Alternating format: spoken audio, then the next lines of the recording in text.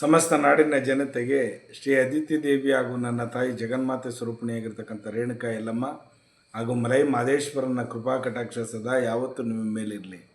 ಬಂಧುಗಳೇ, ಈ ದಿನ ವಿಶೇಷವಾಗಿರ್ತಕ್ಕಂಥ ಒಂದು ವಿಡಿಯೋವನ್ನು ನಾನು ಮಾಡೋದಕ್ಕೆ ಇಷ್ಟಪಡ್ತೀನಿ. ಯಾಕೆ ಅಂತಂದರೆ, ನಮ್ಮ ದೇವಾಲಯದಲ್ಲಿ ಕೆಲವು ಹೆಣ್ಣುಮಕ್ಕಳು ಬಂದಾಗ ಹಣೆಗೆ ಕುಂಕುಮನೇ ಇಟ್ಟಿರಲ್ಲ. ಒಂದು ಚಿಕ್ಕದಾಗಿ ಇಷ್ಟು ಅದು ಕಾಣೋದು ಇಲ್ಲ, ಆ ಥರ ಕುಂಕುಮವನ್ನು ಇಟ್ಕೊಂಡು ಬಂದಿರ್ತಾರೆ. ಹಾಗಾಗಿ ಹೆಣ್ಣು ಮಕ್ಕಳು, ಗಂಡು ಮಕ್ಕಳಾಗಲಿ ಹೆಣ್ಣು ಮಕ್ಕಳಾಗಲಿ, ಕುಂಕುಮವನ್ನು ಯಾಕೆ ಧಾರಣೆ ಮಾಡಬೇಕು, ಅದರಿಂದ ಏನೇನು ಅನುಕೂಲಗಳಾಗ್ತದೆ ಅನ್ನೋದಕ್ಕೋಸ್ಕರ ನಾನು ತಿಳಿಸೋಕ್ಕೆ ಇಷ್ಟಪಟ್ಟಿರೋದು. ಅವರವರ ವೈಯಕ್ತಿಕ ವಿಚಾರ. ಆದರೆ ಕುಂಕುಮ ಹಣೆಗಿಡೋದ್ರಿಂದ ಏನೇನಾಗ್ಬೋದು, ಯಾವ್ಯಾವ ರೀತಿ ಒಳ್ಳೆಯದಾಗುತ್ತೆ ಅದನ್ನು ನಾವು ತಿಳಿಸೋಕ್ಕೆ ಇಷ್ಟಪಡೋಣ.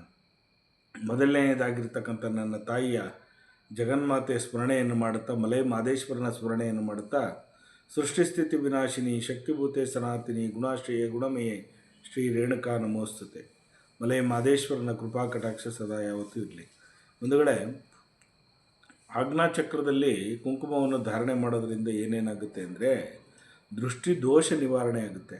ಮನುಷ್ಯನಲ್ಲಿ ಬರ್ತಕ್ಕಂಥ ಯಾವುದೇ ಒಂದು ದುಷ್ಟಶಕ್ತಿಗಳು ನಮಗೆ ಮೈಗೆ ಅಂಟದೇ ಇರಲಿ ಅಂತೇಳಿ ಈ ಆಜ್ಞಾಚಕ್ರದಲ್ಲಿ ಇಡ್ತಕ್ಕಂಥ ಕುಂಕುಮವನ್ನು ನಾವು ಇಟ್ಟಾಗ, ಎರಡು ಉಬ್ಬುಗಳ ಮಧ್ಯೆ ಇಟ್ಟಾಗ ನಮ್ಮ ದೇಹ ಸಮತೋಲನದಲ್ಲಿ ಇರುತ್ತೆ, ಕಂಟ್ರೋಲಿಗೆ ಬರ್ತದೆ.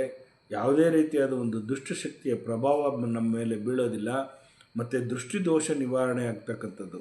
ಇನ್ನೊಂದು ವಿಚಾರ ತಿಳ್ಕೊಳ್ಳಿ, ಆಜ್ಞಾಚಕ್ರದಲ್ಲಿ ಯಾರ್ಯಾರು ಕುಂಕುಮವನ್ನು ಇಡ್ತಾರೆ ಹೆಣ್ಣುಮಕ್ಕಳು ಸೌಭಾಗ್ಯವಂತರಾಗಿರ್ತೀರಿ.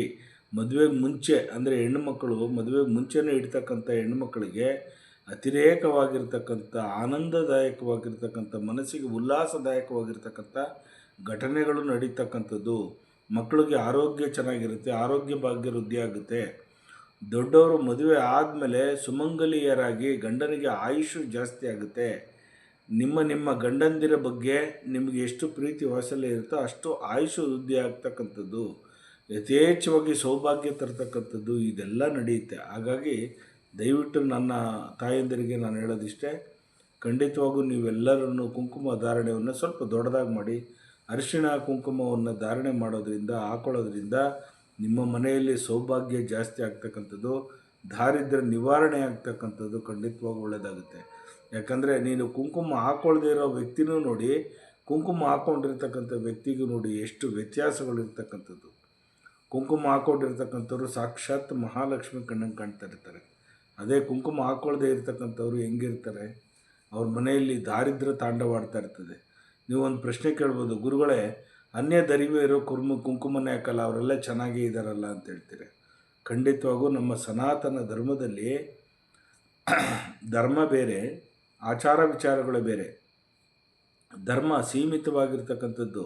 ನಮ್ಮ ಸನಾತನ ಧರ್ಮದಲ್ಲಿ ಯಾವ್ಯಾವುದಕ್ಕೆ ಪ್ರಾಮುಖ್ಯತೆ ಕೊಟ್ಟಿದ್ದಾರೆ ಹಿರಿಯರು ಅಂತಂದರೆ, ಒಂದೊಂದಾಗಿ ನಾವು ತಿಳಿತಾ ಹೋದಾಗ ಇದು ವಿಶ್ವದಲ್ಲಿ ಬ್ರಹ್ಮಾಂಡವಾಗಿರ್ತಕ್ಕಂಥದ್ದು ನಮ್ಮ ಸನಾತನ ಧರ್ಮ. ನಮ್ಮ ಹಿಂದೂ ಸಂಸ್ಕೃತಿಯಲ್ಲಿ ಕುಂಕುಮಕ್ಕೆ ಅಷ್ಟು ಪ್ರಾಧಾನ್ಯತೆ ಕೊಟ್ಟಿರ್ತಕ್ಕಂಥದ್ದು. ಹಣೆಗೆ ಕುಂಕುಮವನ್ನು ಇಟ್ಟು ಮಾಂಗಲ್ಯ ಧಾರಣೆ ಮಾಡಿಕೊಂಡು, ಕಾಲಿಗೆ ಉಂಗುರಗಳನ್ನು ಹಾಕ್ಕೊಂಡು, ಕೈಗೆ ಬಳೆಗಳನ್ನು ಹಾಕ್ಕೊಂಡಾಗ ಸಾಕ್ಷಾತ್ ಮುತ್ತೈದೆಯಾಗಿ ಕಂಡಾಗ ಯಾವ ದೃಷ್ಟಿ ದೋಷನೂ ಕೂಡ ಬೀಳಲ್ಲ ಮನುಷ್ಯನ ಮೇಲೆ.